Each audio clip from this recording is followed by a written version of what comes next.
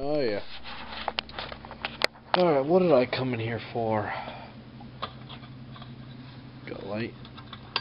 Ding! Didn't come in here for that.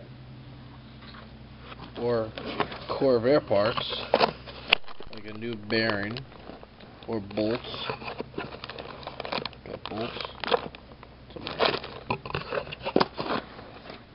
Didn't come in here for any clean, really clean shroud stuff. Wow.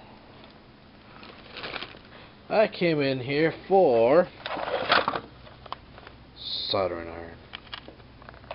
Got iron. Yep. Got iron. Oh, not as good as my other camera. Hopefully I'll get it back in March 17th. They're projecting. Can't even zoom in on this thing. Oh, I'm trying to zoom in right now and I can't. Oh well. Got block. Oh well. Look at this.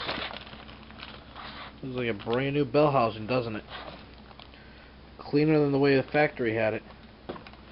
I'll show you guys more of this later on tomorrow or something. Until then, Mr. Napa Corvair, I'll talk to you later. Bye.